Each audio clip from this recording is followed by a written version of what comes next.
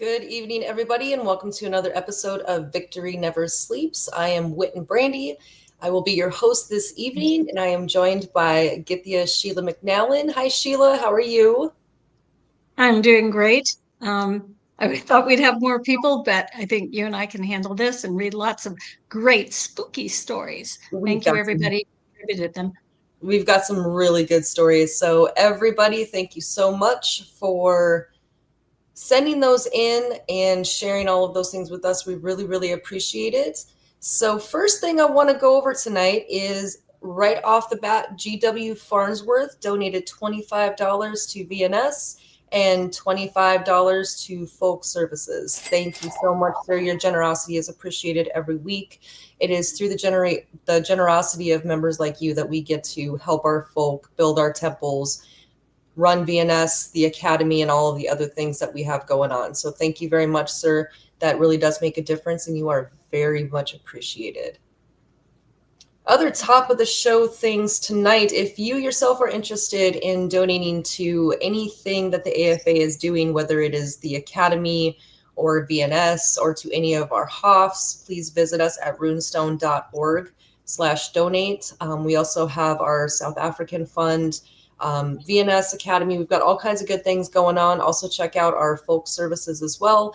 Money raised by folk services go to those in need. So thank you to all those who donate and keep this thing going. Also, update on Phrasehoff.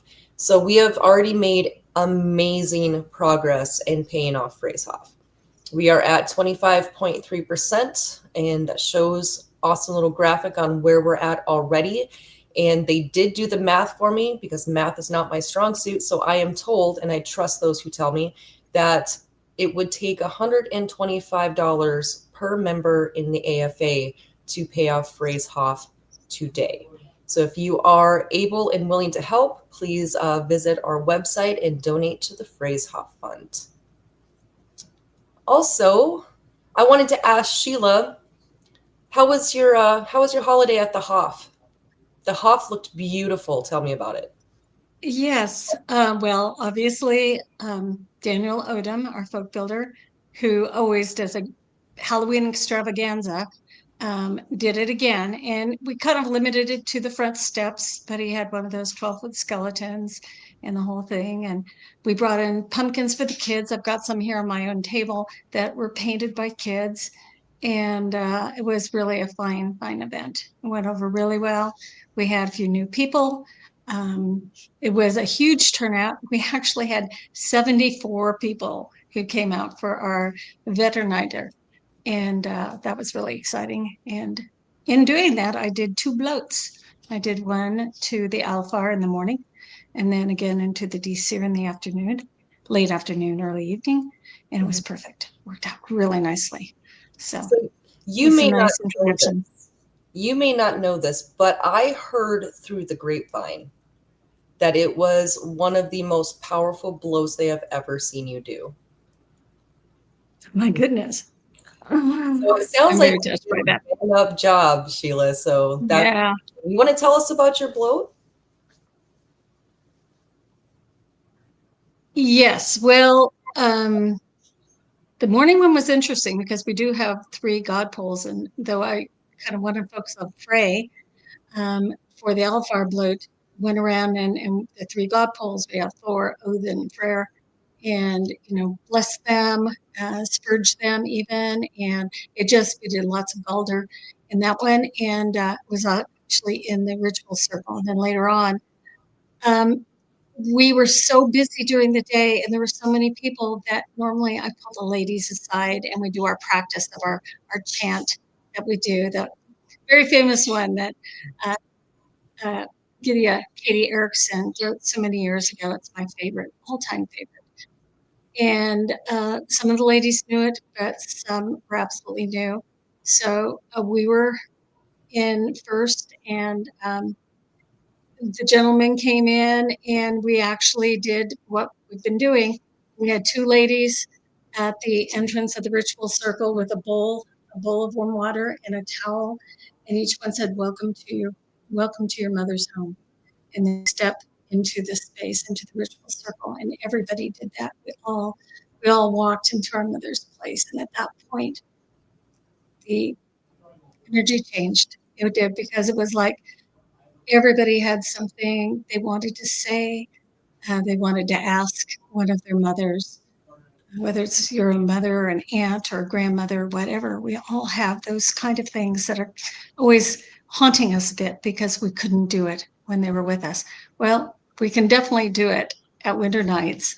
And so everybody did. And that is kind of the way I like it.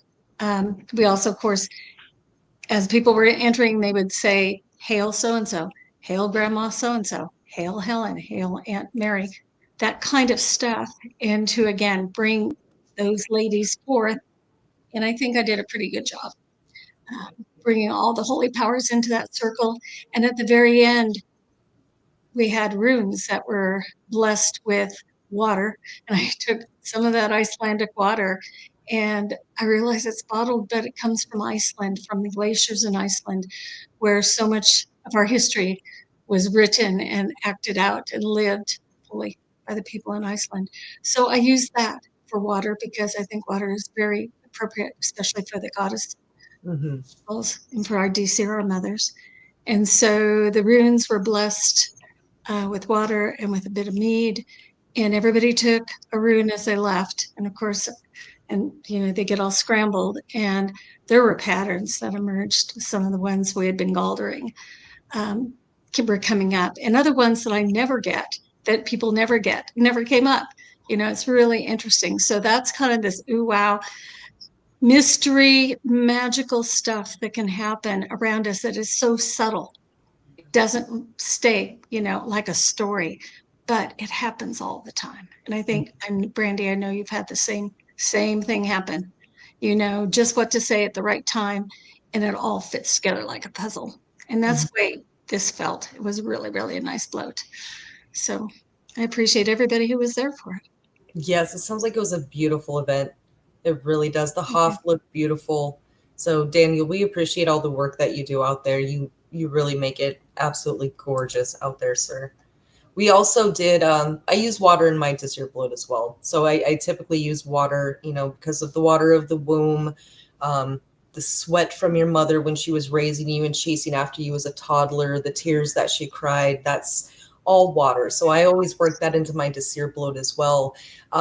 This year, folk builder Ashley Erlinson, Go the Erlinson's wife, had the most amazing. I think I sent it to you guys in our Githia chat where we kind of compare notes on things, and she had the most beautiful craft this year. So I mean, she did a bang up job. It was just ingenious what she did. So she had one of our men folk go out and she got a branch and they took all of the leaves off of the branch, and then she had these really beautiful fall colored leaves and kind of flora. And we wrote our Desir's names on the leaves. So we each took like a branch and then we wrote her name, one of our Desir on the leaves. And then she had us write, things that woman represented, whether it was like strength or industriousness or beauty or piety. And so it was like her name, and then fanned around her name were all of these things that we could be inspired because of her. And then she had them all attached to it. And I wish I had a picture of it. I should have thought of that before and sent it to producer Nick to show, but it was absolutely beautiful. And then she had it decorated with the fairy lights, so it was all lit up and all of the different colored leaves on there. She did an amazing job, and we're going to use it as a centerpiece for the fall at the Hoff. And then afterwards, we're going to actually put it up on our. There it is, our producer Nick. Look at that. Wow. She did such a beautiful job with that. But yeah, we're gonna put that up on our ancestor altar after the fall season. But it's absolutely beautiful. Nick, you are always on point with getting all of the things that I need. Well done, sir. But yeah, it was just beautiful, and that's when the folk were working on it. So there's more on there, but yeah, it was such a beautiful craft. So if you guys are ever wondering kind of what you can do, we do try to make a point to talk about the things that we do, the crafts that we do at the Hoff or with our families, or how we celebrate something. If you ever have a question on, hey, what can I do for this? It's my first time doing this, or I've been doing it for a long time and I need something new. Reach out to us. We've got all kinds of ideas and things that we do at the Hoff, and feel free to use those things. But I got to give it to Ashley Erlinson. She really did a great job with that. So well done, ma'am. Mm-hmm. And we do have a couple questions right from the start before we get into the rest of our spooky stuff. Actually, before I forget and before Nick reminds me, we should really talk about all the different ways that you can find us and listen to us. So if you are looking for other ways to communicate with us or other places to catch this podcast, you can catch us here on YouTube. We're also on Odyssey, Twitch, Twitter, Rumble, YouTube, and VK. And then our podcast is also posted on Apple Music, Spotify, iHeartRadio, and Amazon Music. So definitely find us, listen to us at work, listen to us on your drive. If you can't catch us live, catch us there. And also, there are moots going on across the AFA every weekend. I don't think there's a single weekend that goes by that there's not something happening somewhere in the church. So if you are interested, go to runestone.org/calendar, and also be sure to check out your district websites. And there we go. Look at Nick. Coming soon for Freyshof, but we got Odenshof, Thorshof, Baldershof, and Jordshof. There's all kinds of news on there. There's information, contact for the leadership. So be sure you take a look at those. Also, before we get too far ahead, Sheila, would you be able to talk a little bit about the academy and, even if they're not homeschooling, what the academy Mm-hmm. does for parents who are not necessarily homeschooling but still looking for assistance?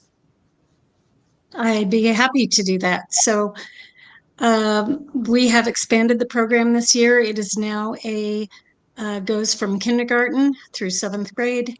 The kindergarten program, as it's designed in Waldorf, is actually considered a 2-year program, a K1, a K2. But ultimately, it's the parents who are the ones who are really the teachers who make the determination of what their child needs, how they're progressing, and those kinds of things. And even at the end of the year, the parents will assess their children and decide, and hopefully that they're ready for the next year, the next grade level. But what we have that's very special is we do have the Waldorf program that is free of charge to anybody who wants to put their children through it. We have all the curriculum you need and supplemental materials, academic materials as well. And you can always ask for help if you need more. But besides that, we also have our religious studies part of it. And it is also a K, and actually it's going to be K-12 before long. I know that Gothi Rob Stam is busily working on high school level lectures and things like that, particularly on history, mythology, I think politics, all those kinds of things, which is going to be outstanding. But every parent who has a child who's at grade school age, again, K through 7 right now, you can enroll your child for free in our religious studies program. And the benefit of that is that if they're already in a public school or a different homeschooling program, and you're satisfied with that, you don't have to do the Waldorf. That is an extra bonus that we want to give parents who truly want to homeschool and do a curriculum that's very conducive to our values. But you can sign up for just the religious studies, and it also has materials by grade level, by seasons, by days of remembrance, all the things that we feel that we all should know. Your children can start learning it when they're young. There are videos, there are stories, short stories, all kinds of activities, word puzzles and crosswords of things that relate to our lore, our religion. So it's not too late to sign up here. Yeah, I realize we're at the end of October. Our year actually goes from September, the old fashioned Labor Day, to June, but there's no reason you can't start it sometime and continue it on through the summer. You can do that, or you set the pace for your children. And again, the religious studies portion is something that is outside of any kind of requirements by a state. We do have each state's requirements if you're doing our actual homeschooling program, the Waldorf, and we can help you with that, get set up with the state. But the other is just for our edification, so the children are ready to learn and teach their parents even some of the things they're learning. Parents and kids learn together. It's wonderful. So you can write to school at is it school? I think school at runestone.org. And usually we have our wonderful Gideah, Sarah Alt, who is kind of the right-hand person, a great administrator helping Rob Stam. And she is wonderful at getting you set up, showing you how to access all the materials. But again, free of charge, you just fill out a form, and you must have a Gmail account though. All the parents need a Gmail account because it is now, instead of what we used last year, it's on Google Classroom. And because of it, it's very highly functional, it's well organized. And we invite you to enroll your children in our wonderful Ouster Academy. Nobody else has one like it. We're the only ones. Again, we set the pace with the tip of the spear, as it's always been said about the AFA, the tip of the spear. Here we are. Absolutely. Thank you, ma'am. And then we do have a couple questions, and then we're going to get into our spooky stories. All right. So, Random Funny Guy asks, how many members are there? This is a 3-part question. How many members are there? 749. Do you try to balance quality and quantity? If you are a heterosexual white person who worships the gods and does not worship chaos and destruction of the gods, you should join us. Things that we do check for, and things that we do not allow. We do not allow offenders against women and children into our church, and we do not allow sex offenders into our church. Do you think we should watch what we speak into the world? For example, Indians won't speak the word Wendigo because they're afraid it will draw the ire of one. Should the AFA people not say that? That's not my people, so that's not my opinion. However, I do believe that we should watch the caliber of our words. So the law speaker has some really great videos. I don't know if our producer could find links for some of those videos that he can drop in the chat for people to see. They have been kind of scattered all over the history of Victory Never Sleeps. But your speech and what you say and how you say it represents who you are as a person. Who you are as a person can represent who your family is. Your family can represent your folk. Your folk can represent your church. All of these things tie into each other. You are not just the sole being in the universe that doesn't impact anybody else. You are your father's son or daughter. You are your mother's son or daughter. You are the son and daughter of your ancestors. You are a member of the folk. You are a member of your family. You're a member of your kindred. You are a member of the church. So what you say does matter, and how you say it does matter as well. So nobility always. We also have another question from Random Funny Guy. Why does your religion try to be Icelandic? All your Theodish gods have English names or older common Germanic names. So we're not Theodish. We are Asatru. And we are not trying to be Icelandic. We are Pan-Aryan, which means all of the Proto-Indo-Europeans is welcome into the church. If you are a European white man or woman, you are welcome into the church. The history on that is there are different names for Odin and Frigg and for holidays. Every branch of that Aryan tree has got their own little difference on how they name things or what they call things, or there might be a little change in the tradition. So we're not typically trying to be Icelandic. We are Pan-Aryan. However, we have decided as a church that we are going to have a little bit of consistency in what we're doing. So we have decided on the nomenclature that we have for that consistency. Do our go there working on learning Icelandic? Yes. Why? Because it is the closest modern language that we have to Old Norse, and we want to better ourselves and better understand all of the history that is written. So we're working towards that. It's a goal that we have for ourselves. But are we trying to be Icelandic? No. But are we using Old Norse nomenclature as a standard for our church for consistency and to reduce confusion? Yes. All right.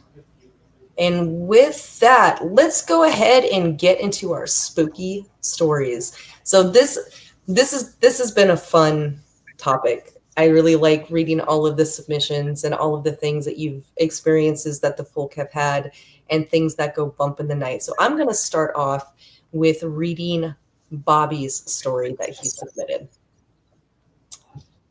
And this is from Bobby. He says, my wife and I used to work nights. As I started to doze off, a shadow passed in front of the windows less than 4 feet from me. A quick glance revealed a man in what appeared to be a Confederate uniform, walking by and disappearing at the wall. I shoved back, waking my wife up in the process, telling her sorry, I just tripped out a little bit, and went to sleep. I had a dream in which a name stuck in my mind. That was a military rank like Captain or Major so-and-so, in this case, Ferguson.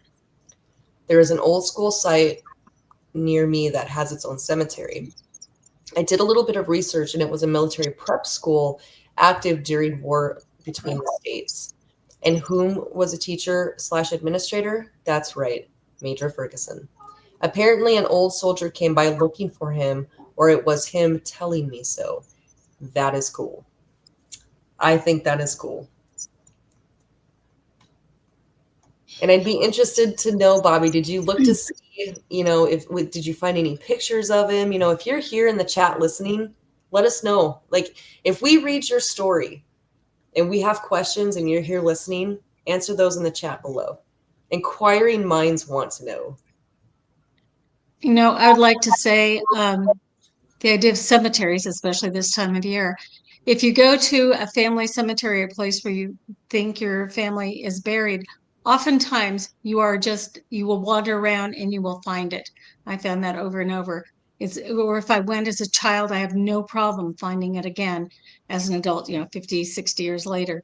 Um, so take advantage of going to some of the cemeteries to visit your ancestors if you can.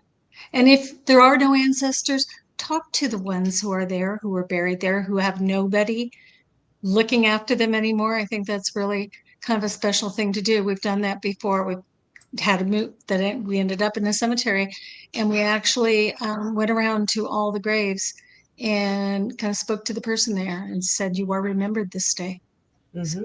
it's very simple things you can do with your family. Absolutely. I did get a text message. I won't show the picture because I wasn't told that I could, but I did receive a text message of my nephew Walker watching what he calls the Auntie B show, and with a message that says, Walker picked Auntie B show over Walker Texas Ranger, so this is a big deal. So I want to say hi to Walker. Auntie loves you. Can't wait to see you. And I'm really glad that you're here watching the Auntie B show with our friends. So there was one week that the Alshira Gothi was hosting, and my family had been at Baldershof for Freyfaxes, so Walker got to see the Alshira Gothi.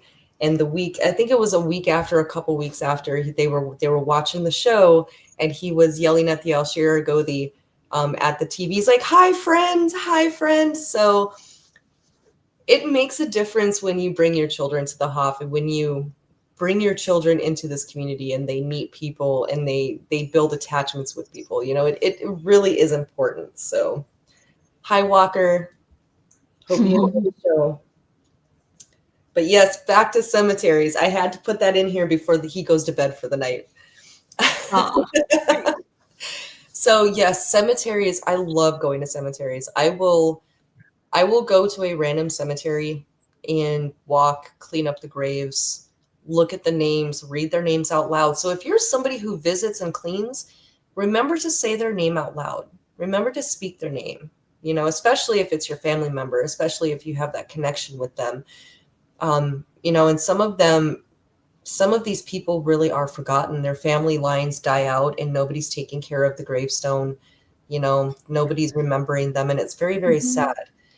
So if you go and you can find people and you can do a little bit of research on them, definitely say their names, take care of those. It's an honorable thing to do. Mhm. All right. So Sheila, would you like to read Monk's story, please? I would, and I'm going to start with thanking Monk for his offer of sending us a drum. The main drum that we had was not a special drum, I don't think. Was not painted, was not marked in any way, and I don't know its origin, but it did happen to break a couple of months ago, split. The skin of it split when Matt was, well, I think maybe it had to do with the antler going through it. When you're using an antler and you point down. Anyway, ripped through it, and Monk is sending us a beautiful hand drum, and in that we can send back Thorgrim's beautiful drum that we have and give it back to his wife, who wants to keep that as something that belonged to him. So thank you, Monk. And now I'm going to read Yes. your story. Yes, thank you, Monk. Thank you very much. And no matter how much you deny it, you are a wonderful man. Thank you. He is. He's one of our stalwarts, always there on Eldry and my other things. We love him. So here we go. Oops, Monk's story. There we go.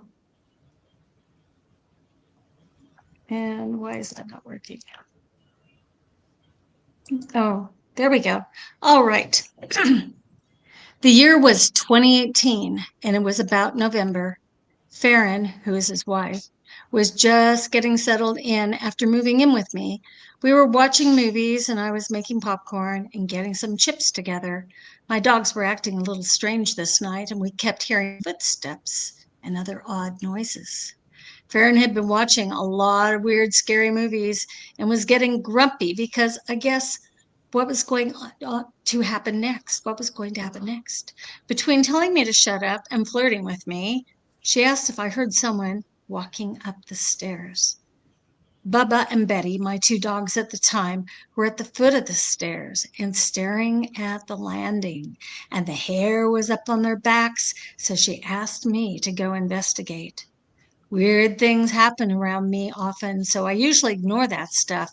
But today I grabbed a pistol and went upstairs, checked the closets and so on, and there was nothing there. So I came down and told her all was clear, and she and that put her at ease. Then we heard footsteps upstairs, and the dogs started barking and acting weird. Farron used this as an excuse to crawl into my lap, acting scared. I said it was the house settling and dumped her on the couch and went to check on the popcorn and poured some chips into a bowl. The coffee table top lifted up to make it, oh, I thought it was automatic. The coffee table top lifted up to make it more like an RV tray, and the top was up on the table. Farron was pouting because I dumped her on the couch and telling me how mean I was for doing so. I got everything together and brought into the living room and started to set down on the table. As I set down the popcorn and chips on the table with great power, flew and smashed against the wall, breaking the table and scaring the crap out of Farron and myself. Farron screamed, and I stood there, mind racing, trying to make sense of what happened. The dogs were staring into empty space, hair standing and barking like crazy. I got really mad. The table was made by Dad. I received it when he passed away. So I stood in front of Farron and the dogs. The air was heavy, and I said to the empty space, I don't know who you are or what you want, but if you mess with my dogs, children, or women, I will end you. And then I called on Thor to bless my home and those who reside in it, as well as my animals. I then said, you are welcome to stay, just follow the rules, and I won't make you disappear from here. The air instantly became lighter, and Farron was upset and cleaning up the chips and popcorn, and we never had another incident like that. the things still move, doors still open and close, and there's still footsteps upstairs and around the house, cupboards open and before I close. I'm not sure why this stuff happens around a lot everywhere I've lived. So I don't think my house is the problem. I think just some people attached that stuff. Things picked up shortly after Farron passed with different noises and footsteps. They finally settled down about 3 months ago. However, last weekend I would go upstairs and all the lights would be on, come down the stairs and all the cupboards would be open and things move from where I left them Sunday. I cleaned the bathroom, leaving the window open, and when I left, shut the door behind me, I heard the window shut and the pipe I used to lock the window clatter. So I opened the door and the window was closed and locked, and the pipe was in the shower. I said, whoever it was to behave or my wife would kick their butt, and things have settled back down. Life is strange at best. And I'm What pretty is life? sure Farron, even beyond the veil, can handle that. I think so. Hmm. Wild Times in Lovelock, Nevada. Great, great, great story. Thank you, Monk. Do you Is guys have? very sensitive. Oh, in fact, he takes these amazing pictures of Matt of me doing bloat, and all sorts of things appear over the typically over the ritual fire, but sometimes over the horn. So Mhm. actually, Monk brings out some of the I think noble spirits that are there. And he's Mhm. got an knack for that. He's got an actual ability. I think he inherited. If Yeah. we, if I don't know, I might have to get a text message, but Gothi Erlinson has a picture of me at the Baldershoff dedication. And the funny thing is about the Baldershoff dedication, my best good friend in the entire world passed away a couple weeks before that dedication, and I didn't know. All I knew was I was extraordinarily angry because this is someone that I texted every single day since 2011. Not a single day had ever passed between us unless it was something really odd that there was not at least a check in, how are you text. And I Mhm. was really stressed. I mean, that was a really, really stressful time in my life, is getting that Hoff ready for dedication. And all of a sudden it just stopped. And I was mad and I was like texting mean things to them. Like, I don't know who you found that all of a sudden you're too good for your friends. I was just being mean. And this whole time it was, they had passed away and I didn't know. Didn't know. And they buried him the weekend of the dedication. And Wow. there's a picture of me, and strange things had started to happen. And I remember texting the Alshira Gothi, like, and this is when Hoff Grandma started getting really active too. And I had texted the Alshira Gothi, I'm like, somebody's here. Mhm. Somebody is here. It wasn't him because we call her Hoff Grandma. It's you can smell like a musky perfume that's in style with the older generation. Mhm. You can hear the click click click like a woman's high heeled shoes, like the thicker ones kind of going across the floor. You can hear her whisper, and it's like an elderly woman's voice, Mhm. and that started around that time.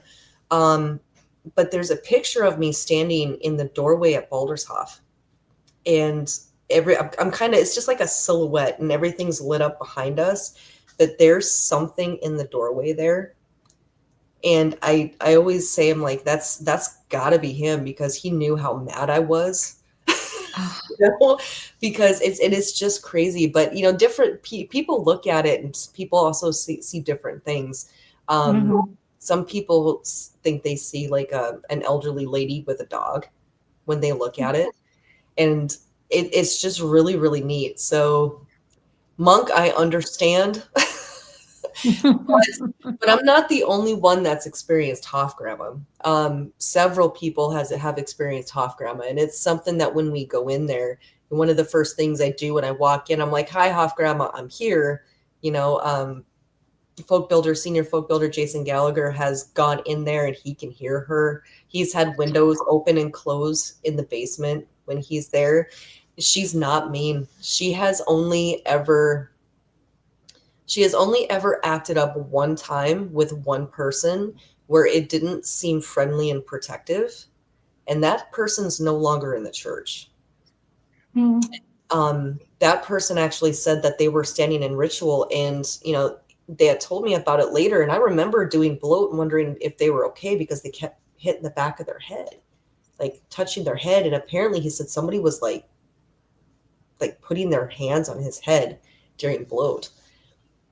But with that situation, maybe she knew, what was happening. But yeah, but I wish I had that picture on hand. I've seen it a few times and I've had it sent to me a few times. But like speaking of pictures, it's crazy, So for about probably a year after my friend died, all of the bloat pictures that they would take during bloat, if I was doing bloat, there was always this green orb that would follow me around. Even Mhm. even if like the light was over here, the fire was over there or whatever, it was always on me. And in that Mhm. picture, there's actually that green orb on my back in that picture. And then it showed up for like a year afterwards. So it's kind of like, yeah, no, I promise I did make it. I was just preoccupied, Brandy. I didn't mean it. But yeah, it's just wild. But I like it. I like those kind of stories and I like those kind of incidences. Mhm. As long as they're not hurting anybody or doing anything. All right. So I'm going to read one from Harold. It says, I have only two spooky instances in my life that are noteworthy. One involving a very old house in Pony, Montana, which I was advised of it having a presence in that domicile. Your basic spooky stuff. Cabinets open, noises in the kitchen, your general run-of-the-mill spooky ghost qualifiers. I only spent a short time in this house and did experience light switches flicking on and off, but that's not the story I'm going to share with you today. The story I wish to share with you today. The story I wish to share with you takes place north of Missoula in the Rattlesnake River drainage when I worked trail crews for Montana Conservation Corps in 2008. After a long day of moving earth with hand tools, I laid down in my sleeping bag on a full moon night, body fatigued, but mind and attention still sharply awake. I laid out in my sleeping bag with one arm out of the bag and above my head as I watched the shadow cast from the moon through the tree branches, casting crisp and layered shadows upon my tent's rainfly. You guys are so descriptive. I love this. Mhm. I took note of how clear the shadow cast were in multidimensional layered effect, the light projected for me to observe as the wind blew the branches in a nicely orchestrated rhythmic pattern. Suddenly and abrasively, I felt what could only be a rope lasso around my arm, which was above my head, tighten around my arm and begin dragging me at high rates of speed, tent, sleeping bag, and all through the woods. I felt as my body smashed against trees, rock, earth, and subsequent impact. I felt bones break and felt pulverized and grated. The sound of horse galloping and wind blowing as I groaned in agony, knocking the wind out of me on each impact. The abuse went on for many seconds, when just as suddenly as the experience began, it just suddenly ended. As I regained my consciousness laying in the same spot I had begun. In my tent, in my sleeping bag, arm above my head, staring plainly at the roof of my tent, watching the rhythmic dance of the branches' shadowscape. Had I briefly fallen asleep? I don't remember opening my eyes. They were already open when I regained my awareness. What was this experience? It felt very real. I did next I did next what any rational man of pride would do. I stepped outside of my tent and marked my territory in a rugged, manly fashion and claimed the space as my own. I laid back into my tent and laid awake for several hours, contemplating the potentiality of a spiritual attack by hostile indigenous landmates here and or the real possibility of inconvenient and untimely schizophrenia. I have since ruled out the later on account of a long history of normal rational life experiences since then. I still, to this day, I wonder about that experience. I hope you will find the story sufficiently spooky. That is a great story. That is great. I like that. What do you? Yeah, I'd What do be you? interested in the history of that spot. Yes, What types of things happened in the past, or was it something he brought with him and right, experienced it from his family? right. Or was it an echo from that area? I mean, that would have been Yeah. like a spot where those kind of things were likely to happen, you know. Mm-hmm. In the modern day, that could even happen in that area. That's Right. Montana can still be some rugged countries, or be some rugged country out there. But yeah, was that? Did you fall asleep for a second? Was it an echo? What was it that you experienced? What happened over there? That is amazing. That is a great story. Harold, Mm-hmm. if you're watching VNS, drop it in the chat. Tell us if you ever researched that. Tell us if you found anything. That is an amazing story. Speaking of the chat, if you guys have anything that you do want us to air on here, we do have all of these submissions. But if you do have something, drop it in the chat. If you didn't know that we were taking submissions tonight and you have a spooky story for us, drop it in the chat and we will read it during the podcast. Oh, Sheila, have you ever had those nights where you dream something and then you wake up and you're not 100% sure if it was real or if you were dreaming? Have you ever had I'm that? sure I have. Oh, yeah. Yeah. Where it felt so very, very real. At least I know I get those still sometimes. I don't dream very much anymore, Mhm. but every once in a while I have a very deep dream and it feels so real, but I don't sense, doesn't seem to go anywhere. But yeah, I think those are fascinating. Yeah. How Yeah. about you? A Do you? lot. I'm a very vivid and active dreamer, and I'm very into keeping that dream journal because I've had prophetic dreams. So, for example, when I was really little, it was before my brother was born, so I must have been 3 or 4. And everybody used to make fun of me all the time because I had a dream that I went to work with my dad, and we were walking through. So like the movies where they have like the sewer systems where it's like a big circle and there's like two paths and then there's the water in between, right? Okay. So I had a dream that I went to work with my dad, my biological dad, and his job was to count water. Makes zero sense, right? Like, to a rational adult, how do you count water? That makes zero sense. Hmm. Well, when I was about 5, my dad started working for the ditch company, which managed the irrigation canals through all of the area of Montana that we lived in. And he used to ride a ditch, and he would do things like, put things into the canal to raise the water level. Hmm. They had this thing that caught the moss, had to make sure that worked. So for a 3-year-old who has no idea what that is, that could very well be counting water.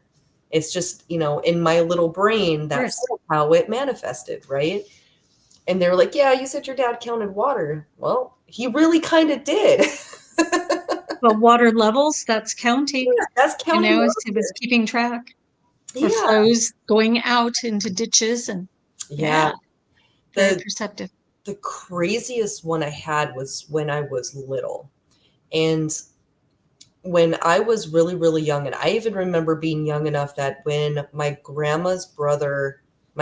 my grandmother's brother came to visit, his name was Sam, and he was in the Navy. And they asked me what I wanted to do when I grew up. And I said, I want to join the military and I want to work on radars because I had a dream that I worked on radars. And I remember sitting in front of this big radar screen, right? And it was the black and green screen, just like you see in the movies, right? And I remember I was working on the radar, but I was just sitting in front of it. I remember clearly. And I remember looking next to me, and there was like chairs and there was more radars. And then I remember a silhouette of a man standing in a lit doorway. Well, I was 18 years old. I joined the military, and I went to technical training, and I'm sitting in front of a mock radar screen, you know, controlling fake aircraft, in a radar situation. And I looked over and it was the exact same scene. And I had written this down because it's very vivid, and I talked about it a lot. I want to work on radars. I want to work on radars. And I looked over and my instructor was leaning against the doorway that was backlit. And to this day that still sticks with me. And it's just, I get a lot of deja vu. Like Mm-hmm. you'll just stop for a minute and you're like, whoa, like this has happened before, this is going to happen again, right? And you just feel like it's happened over and over and over.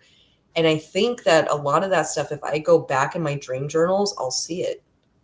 And it'll be like, that's where I Okay. got it from. It's not that it actually already happened. It's just like that was in a dream. So Mm-hmm. you're a very, very vivid dreamer.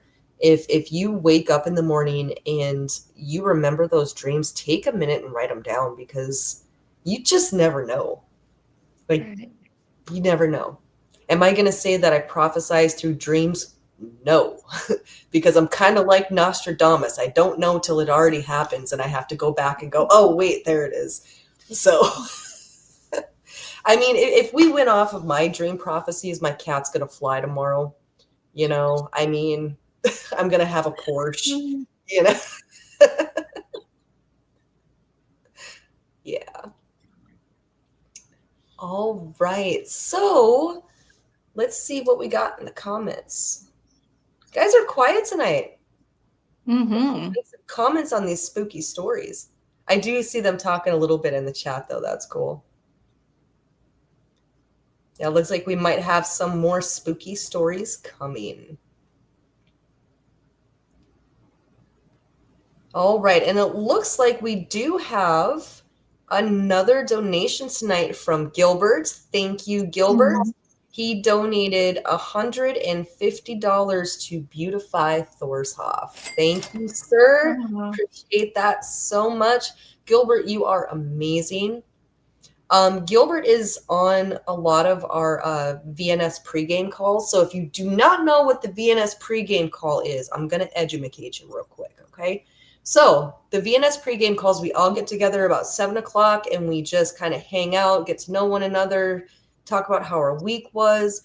And there's some of us that are on that call every week. And Gilbert is one of those guys, and we really do appreciate him. But you never know what's going to happen on that call. Like, we might have a really, really deep spiritual discussion, or Godi Mayo and Monk might talk about their military service and compare notes. And it's really hilarious to listen to those men because they have no filter at all.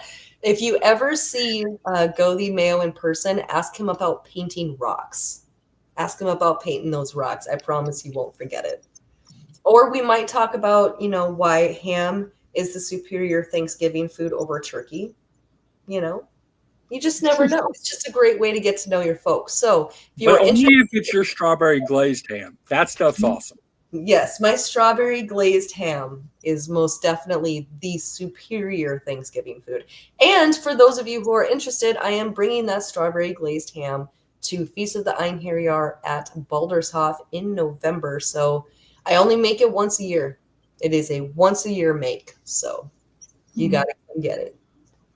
But yeah, those calls are awesome. We've got a lot of really great people on that call. Austin comes, Caleb's there, Gilbert's there, Sierra and Alexander. It's just a really great call to be on. So if you're interested in that, reach out to myself, or Sierra or Alexander, or check the MeWe groups. So we post the links for a lot of our stuff in our MeWe groups. If you're a member of the As True Folk Assembly, you're not on MeWe yet, you definitely need to get there, because there's a lot of really good information in there. All right. So let's see here. Sheila, would you be able to read one of the submissions from Jilly, the story? yes. All right. Jill, who lives in Pennsylvania and contributes a lot to our everything from our our Ouster Academy to things like this. We all really appreciate her. And if you can go to one of her moots in Pennsylvania, definitely do. They're pretty awesome.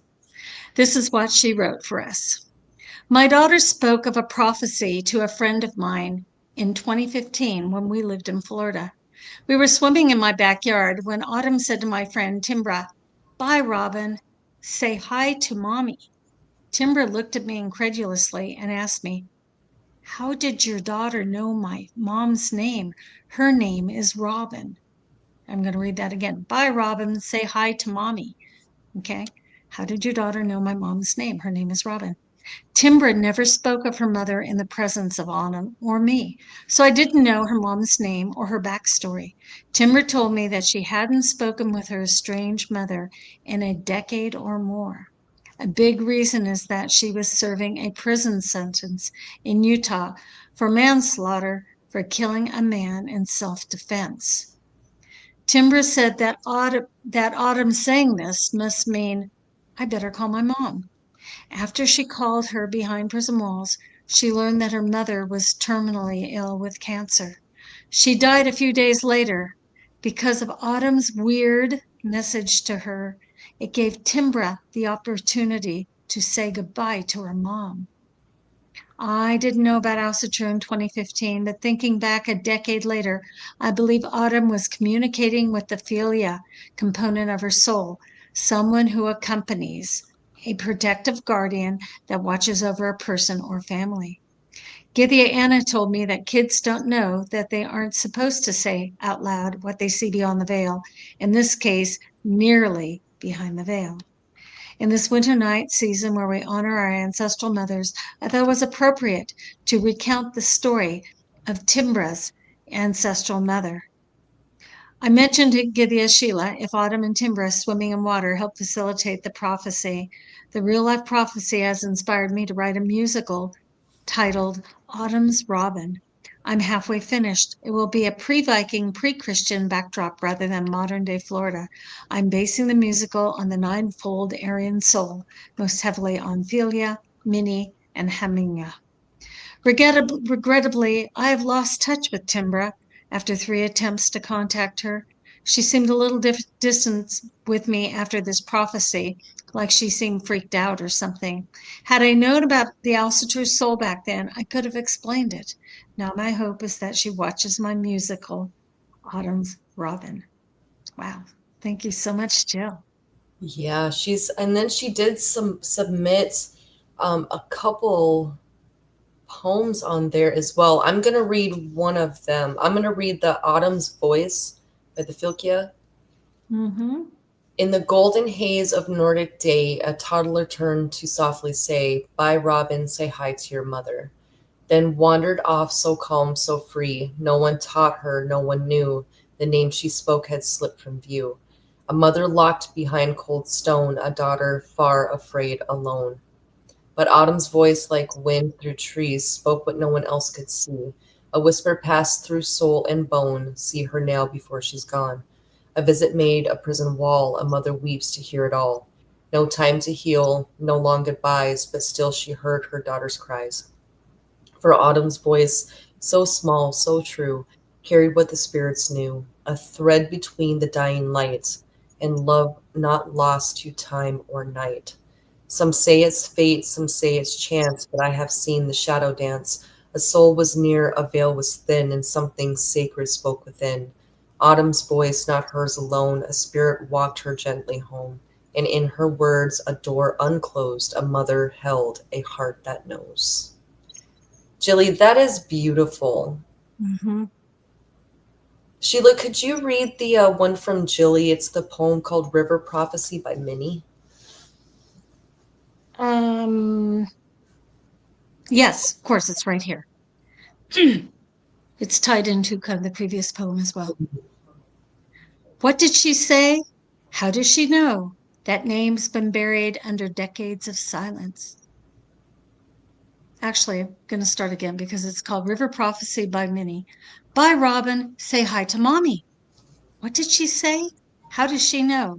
That name's been buried under decades of silence. I never told her. I never told anyone. Bye, Robin. say hi to mommy. It's just a game, just a child pretending, but it echoes an urgency. My mother's name is Robin, locked away behind steel and time. They left her there, but now this child calls her forth like she's watching from the other side. The veil is water, the veil is thin.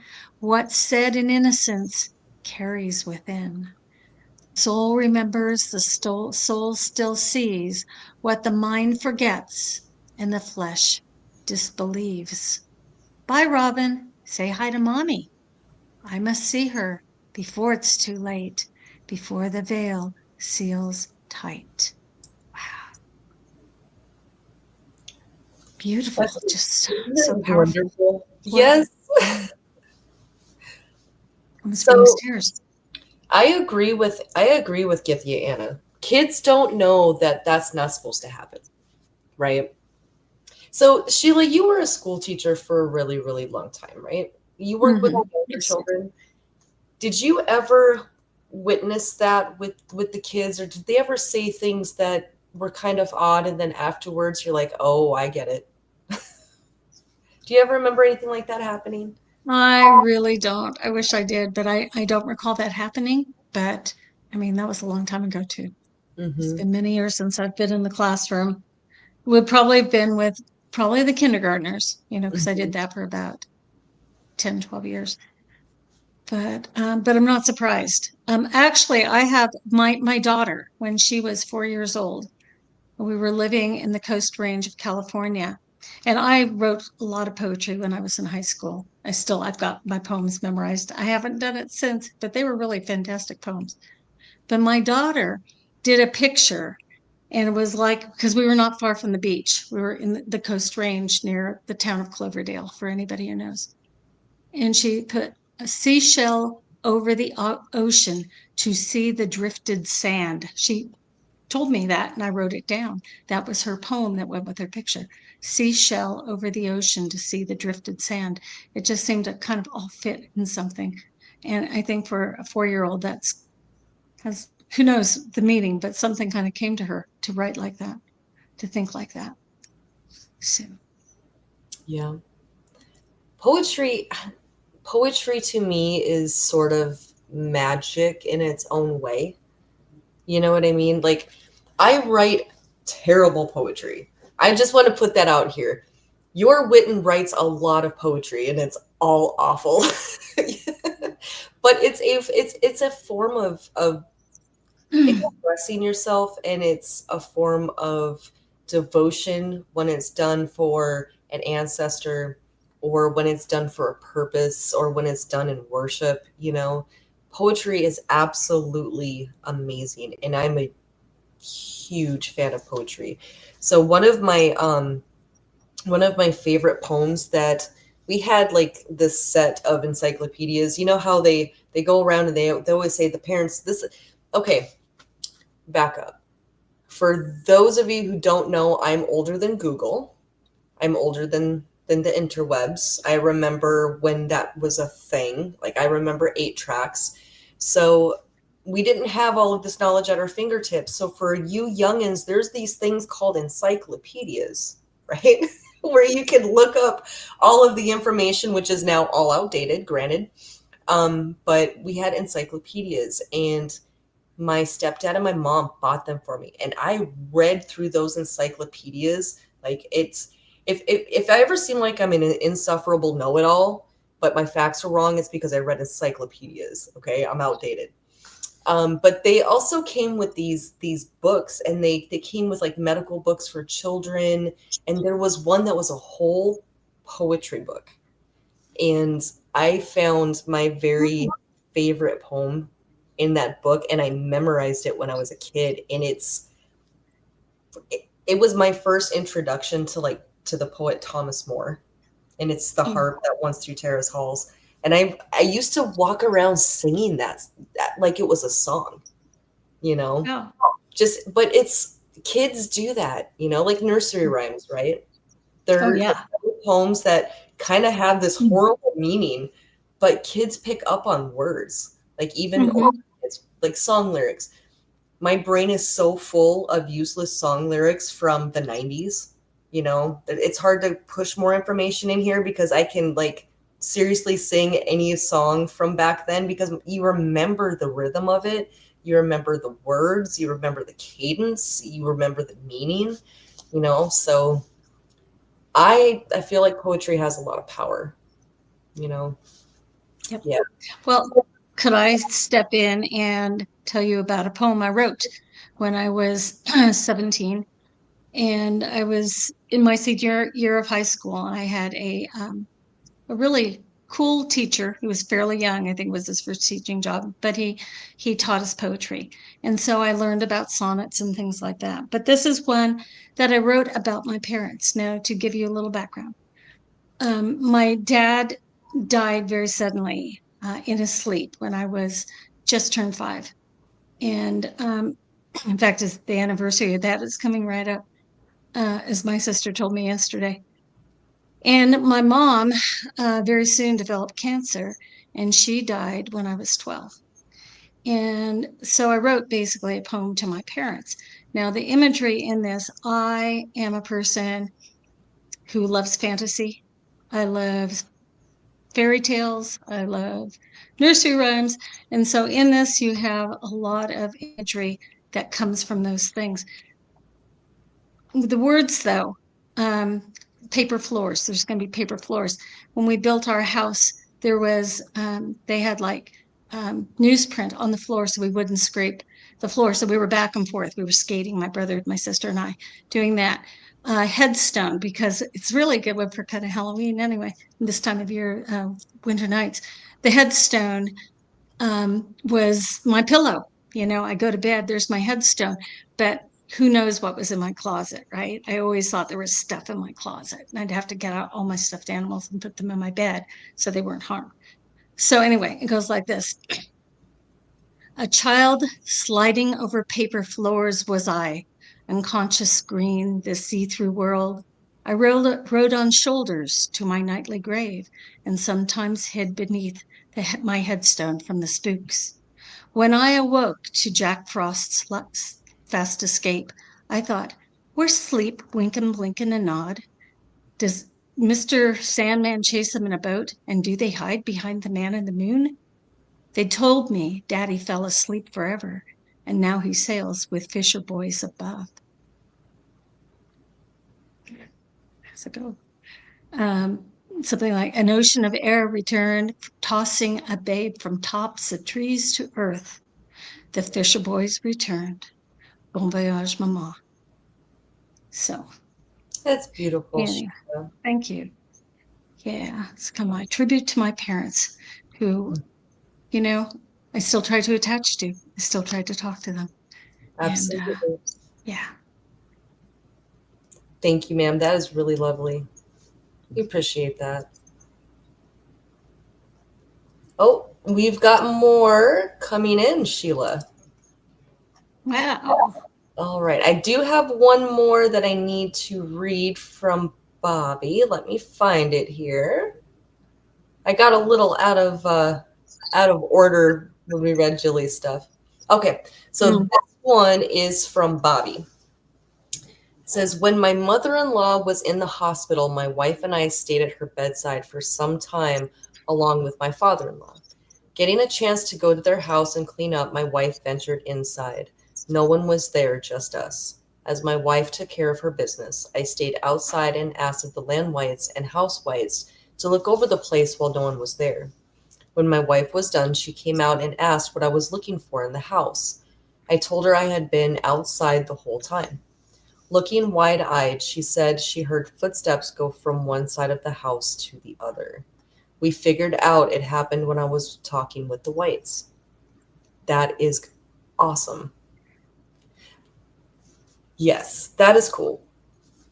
I think that they communicate with us. I mean, I don't think that they communicate with us the same way that that our ancestors communicate with us, you know, because we have such a deeper connection with our bloodlines and with our families. But I definitely believe that the Vatir have their own ways of communicating with us as well, for sure. Have you ever had a nature experience like that, Sheila, where you kind of felt like watched or heard anything? Absolutely. In fact, it was yesterday because I took my sister out to our favorite place we've been going for over 30 years, called Rock Creek Trail. And it is beautiful this time of year because there are giant big leaf maples along in the canyon. The water was flowing. There are cedars and a few oaks, but there's also yew trees. Yew trees. And to think that California has yews, you find them in the Northwest, but they love that environment. But they're so twisted. They're like little old men and women. And there are just these amazing burls and tipped over trees with huge root masses and big boulders inside them. And it's just so full of, it's a fantasy place, a fantasy forest.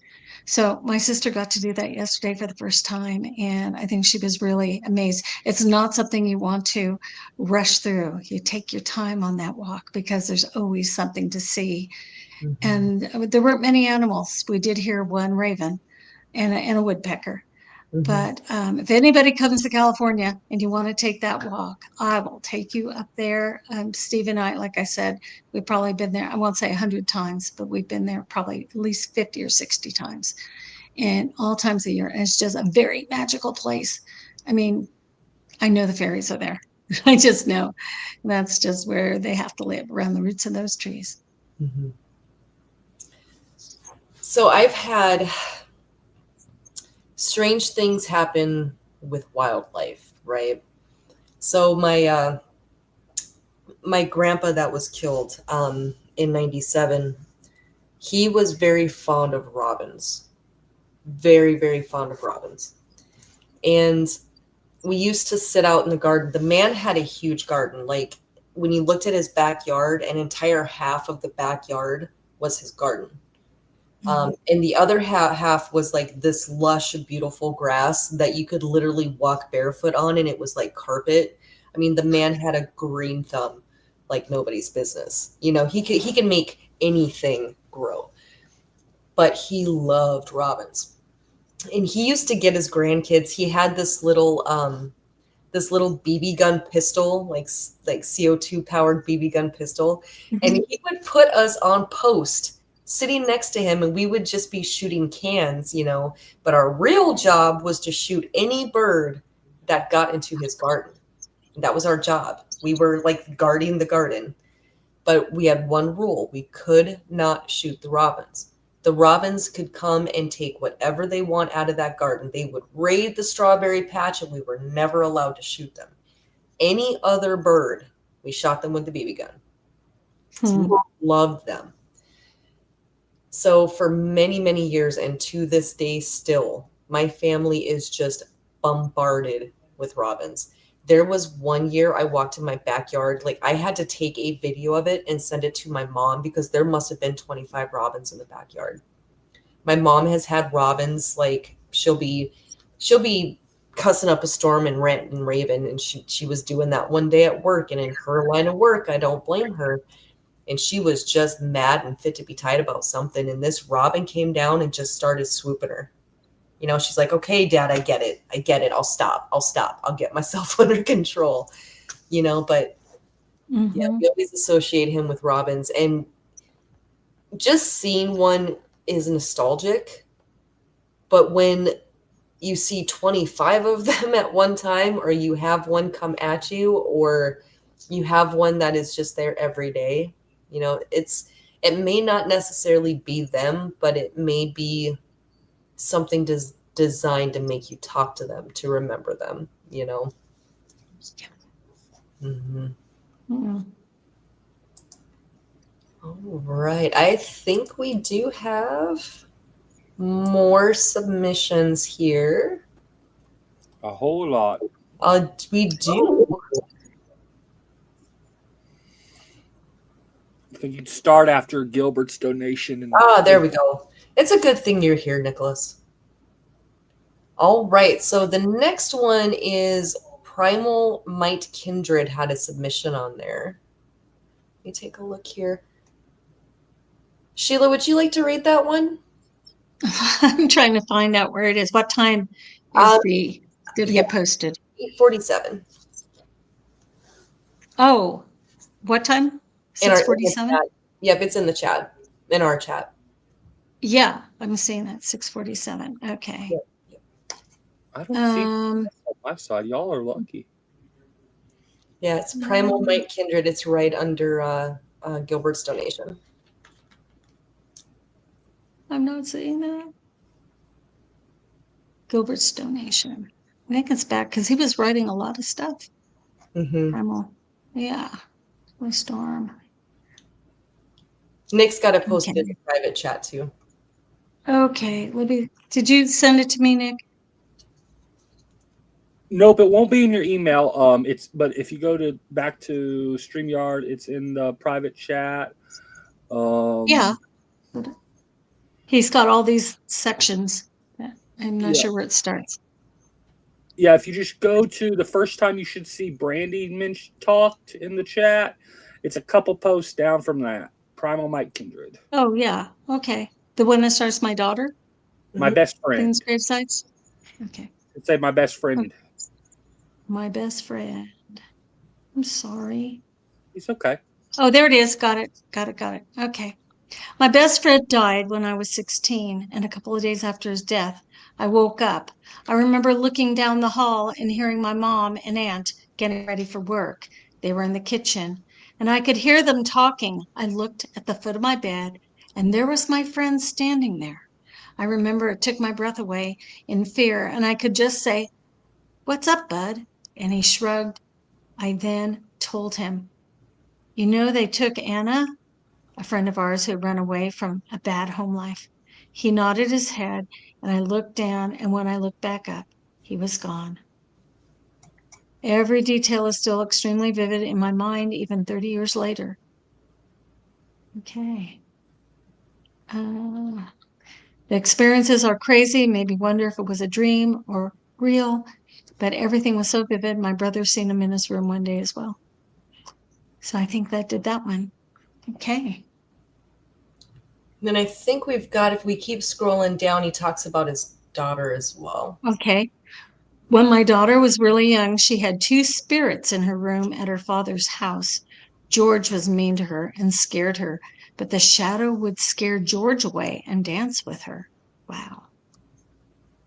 When her mom and I got together, I gave her an old hammer and she took it to her dad's and used it to bless the house. She hasn't had any issues since then. That's a great story. The crazy thing is, there was actually a guy named George that used to live at that house. Wonderful. Great. I think that might be the end of that one. That's wonderful. I wish we had a name for you other than Primal Might Kindred. Hope we get and learn it. Yeah. And now we have some poem submissions because, we're talking about poetry being magic, and this is the magical time of year. So Mm-hmm. hopefully we've got some poems to read too. Also, point of reference at any point in time, challenge me on my favorite poem and see if I can still spout it off to you. If you see me at the Hoff, ask me. Okay. If Okay. I can still Hey, do it or not. okay. Welcome, Leroy. Primal Might Kindred gave us his name. Leroy. We're glad to have you here. Excellent. We've got So I wanted, go ahead. I'm just going to say something. So we just had, of course, Winter Nights, Better Nighter, and I was hoping to do something very special for both the morning bloat and the evening bloat. And part of that was to do like a personal inventory, just have people sit on a piece of paper, write down their blessings and then things they wanted to work on in their own life and how to do those steps. I was focusing on those rituals, how to make them important and give value to people. And I was typing this up and I was trying to print stuff off because I was finishing up all my plans, all the things I needed. And I was sitting at my computer and Steve was upstairs sound asleep. And I heard a really strange noise. It sounded like pebbles or something like beans going, and I could hear it was the only sound in the house. And I waited and it happened again. It was in the kitchen. So I went to the kitchen and I walked over to where by the toaster and the coffee maker, and I heard, and then I stepped a little bit to the left, and there was a box, and in it are pills, different kinds of pills. We have lots of pills in our house, but there was nothing. Nobody touched it. I start going through the pills. They're all soft tabs and not the type that will make, but it actually sounded like it was pebbles. And it kind of goes back to a story I told last time we were on about my great grandmother who had passed. I didn't say that back in 1962, but in 1993, she somehow appeared at my home and gave me a gift, and it was a hairnet. And it goes back to our Christmases with her. And I almost think that whatever I was doing was kind of connecting. So my story here is that sometimes it's the little things that you need to be aware of, because also that weekend, it's just been a week and a half, we used runes, and I have my wonderful set of runes. I use them for everything. They're beautiful, handmade and a special kind of oak.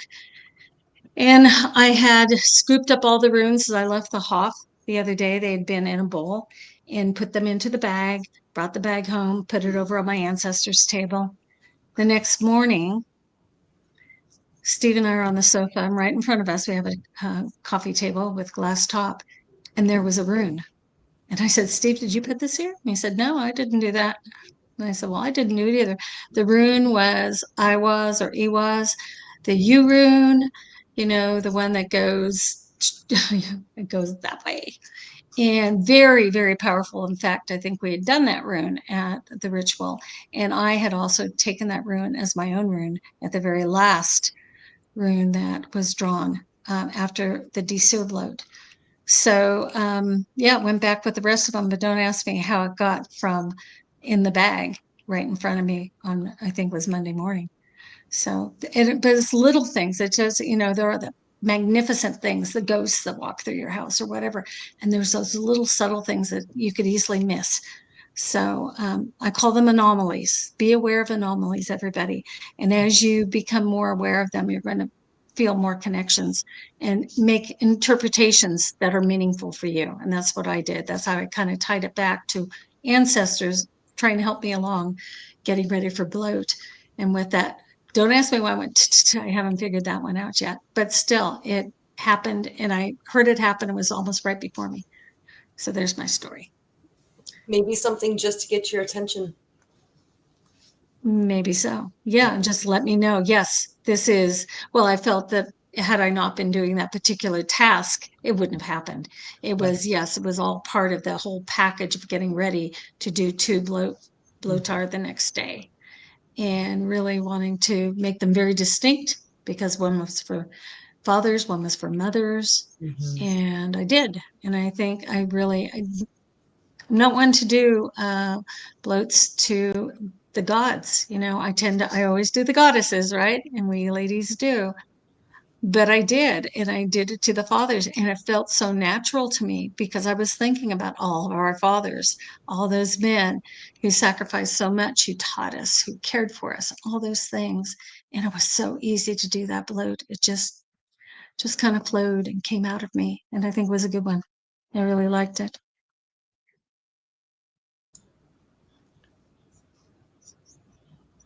All right. We do have a question, and then we're going to get into some poetry.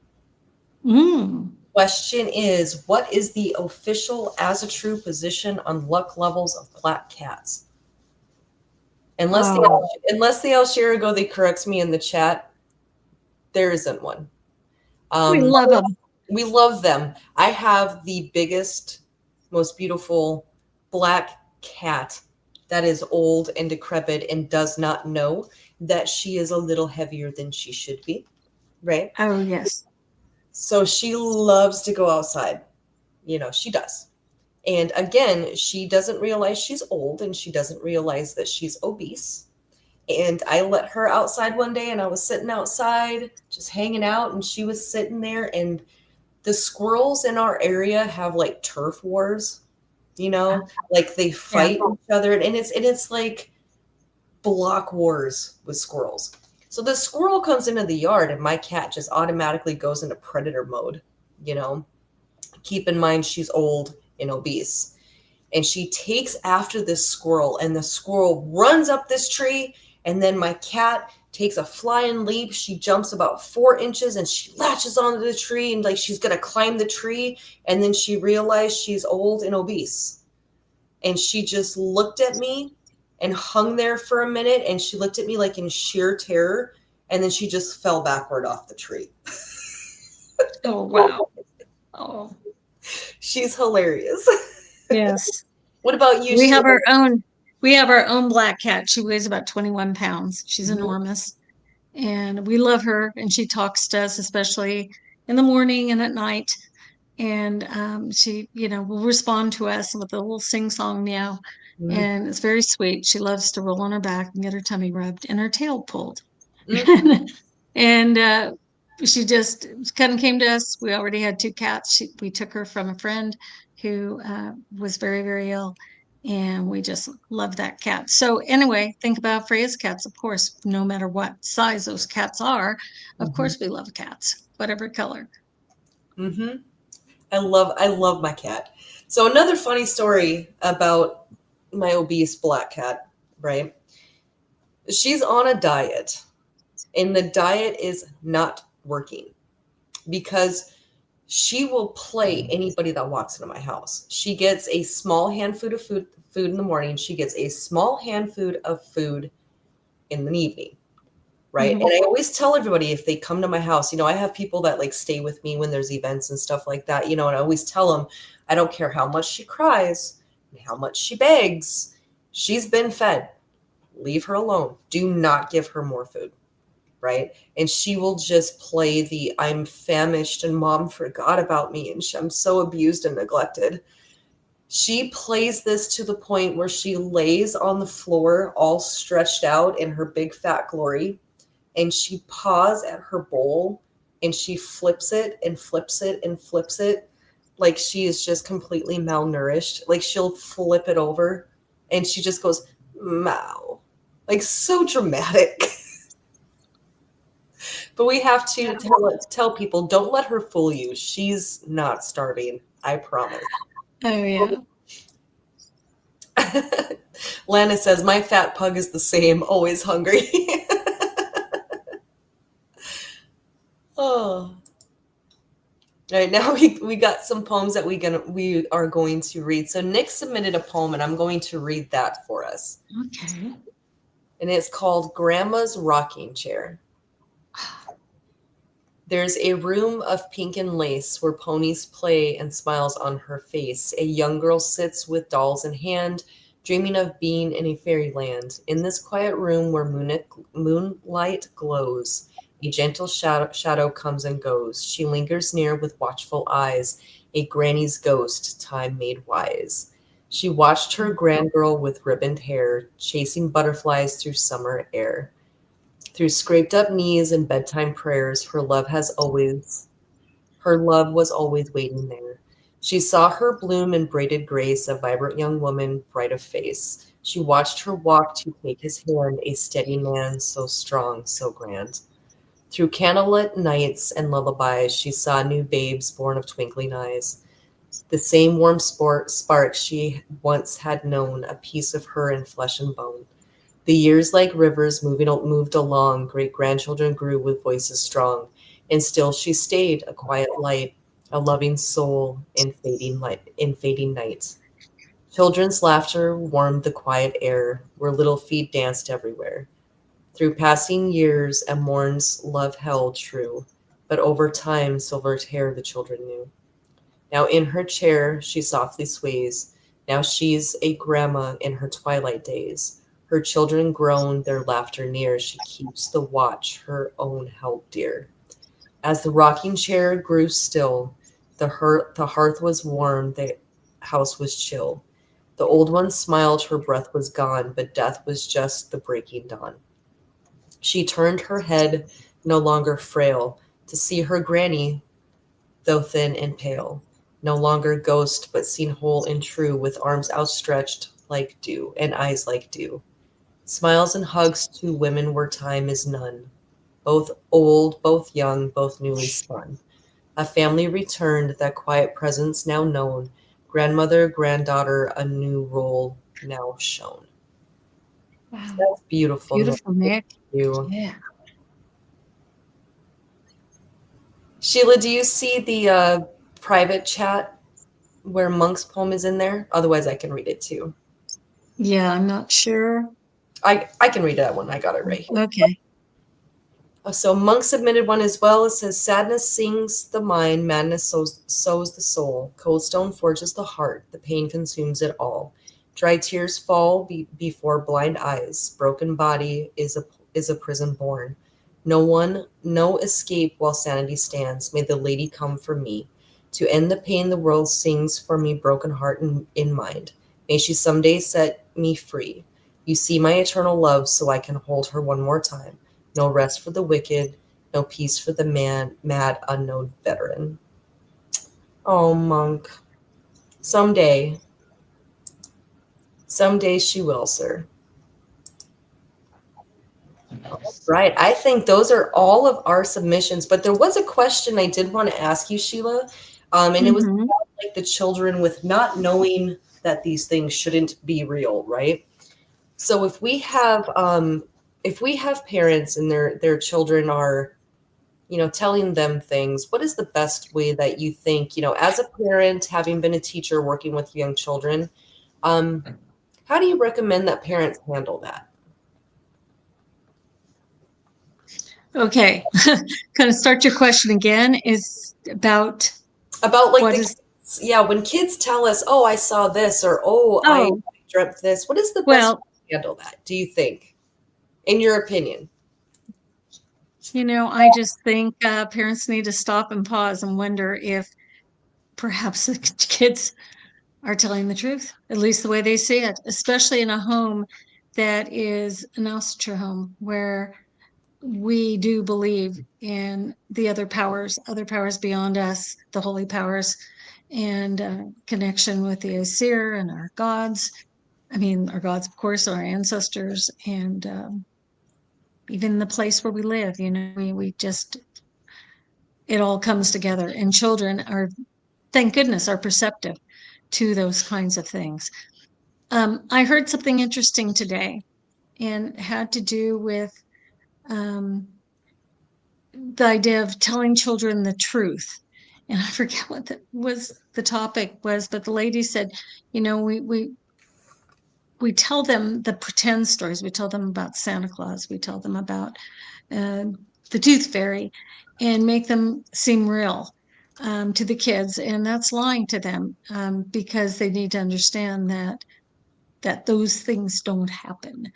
And I mean, I understand it, but I have to say, um, I love the idea of a Santa Claus or a Father Christmas or Father Yule, Papa Yule.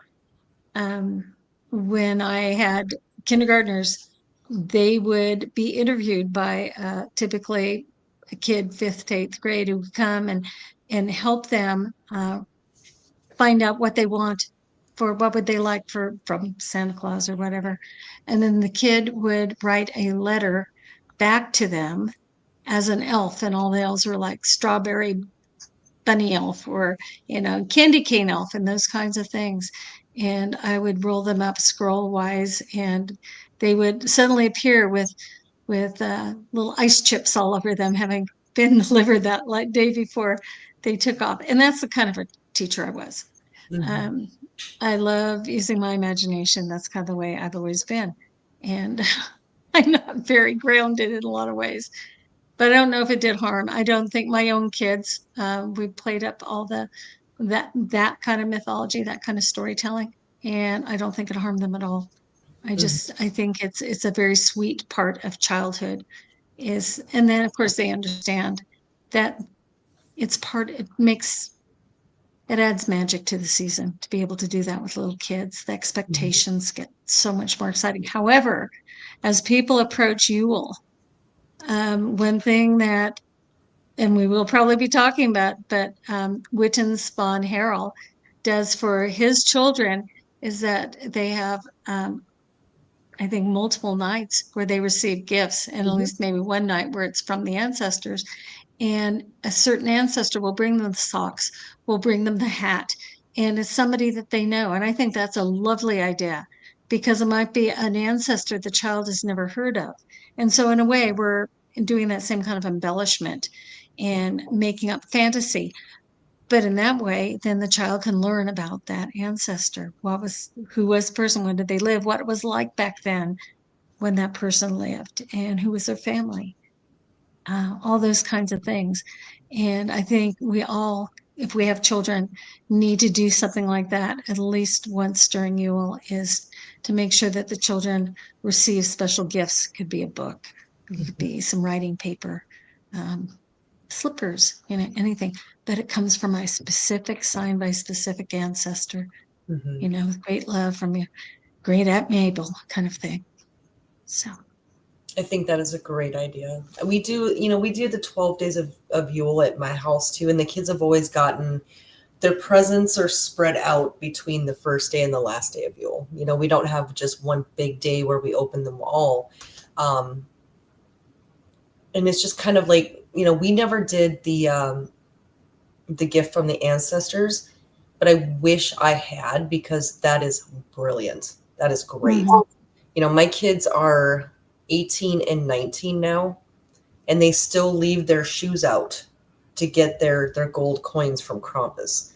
So those things carry on. You know what I mean? Like, if you leave your shoes out, you got to check your shoes. There's either coal, or there's gold coins. And I used to get go to the bank and get a roll of dollar coins because they're gold colored. So the gold coins in there. Neat. That's brilliant. All right. And we do have another poem that was submitted by Nick, and it's called Rest, Revere, and Reflect. And it says, fallen leaves, ancient eyes, silent earth, Desir rise. Autumn's breath, the twilight near, whispers call, the ancestors hear. The Desir watch with knowing eyes, guiding hands beneath dark skies. Falling leaves and misty air, we honor those who once stood there. Hearth and hall, their echoes stay, in shadowed dusk we find our way. Honored Desir, fierce and wise, through the veil your voices rise. Mothers past, protect and guide, in silent woods where shadows bide. Reflect, remember, we speak their names. Through quiet winds they stoke the flames. Reverence deep as nights grow long, their strength within us ever strong.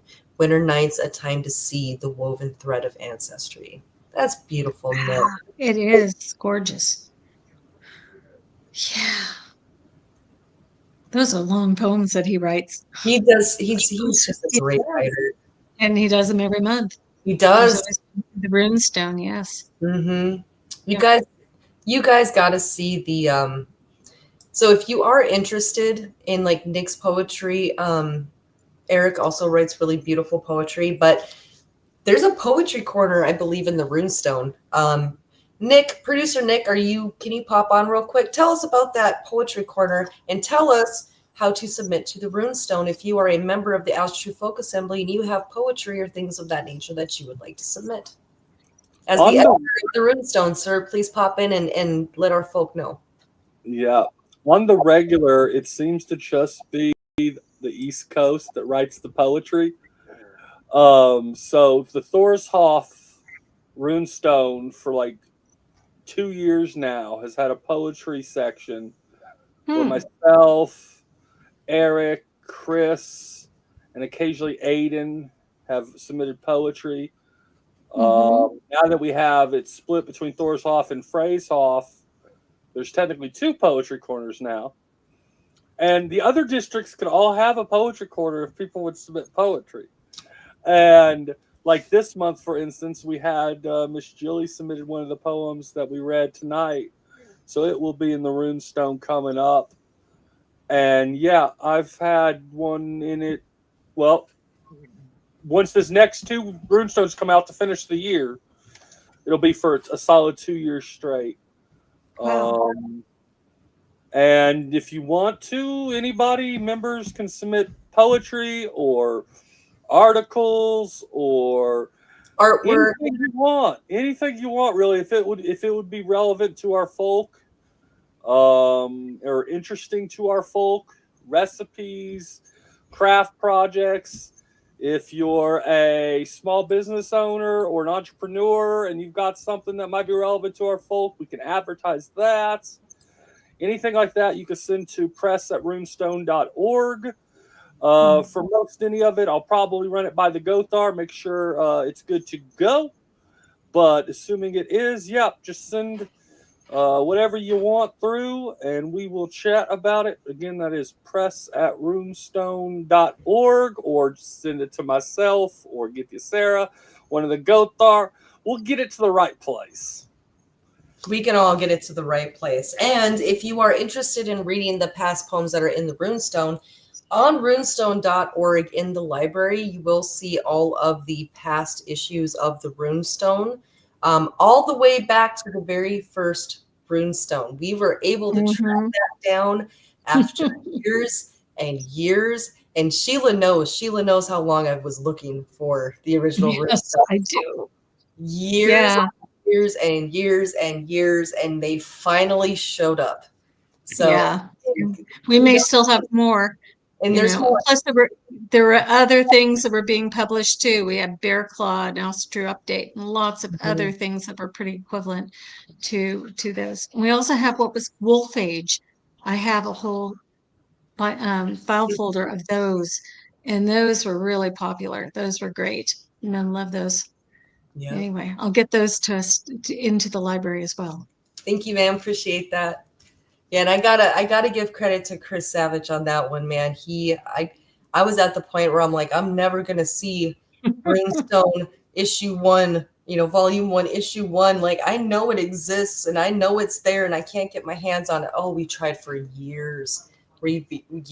Sheila, I wrote to the Library of Congress asking them to send me the digitized copies, and they were like, no. Oh, but they do have them. They exist. There is one microfilm that has them. Okay. And it has every single one of them. It has all of that cool thing. But my state library couldn't get it. My local libraries couldn't get it. There was a library in Wisconsin that we tried to go through, and there's specific colleges that have it. You can't have it unless you're a student.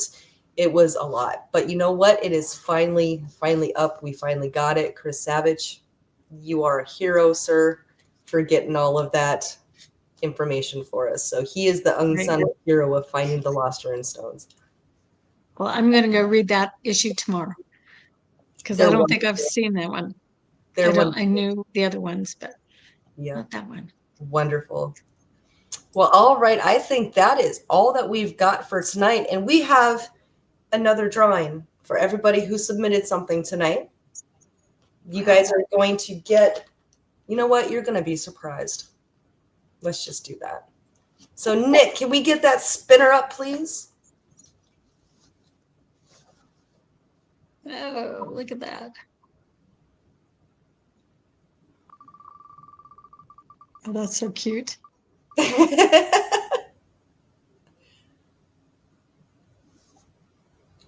Bobby! Oh, there it is. All right, Bobby.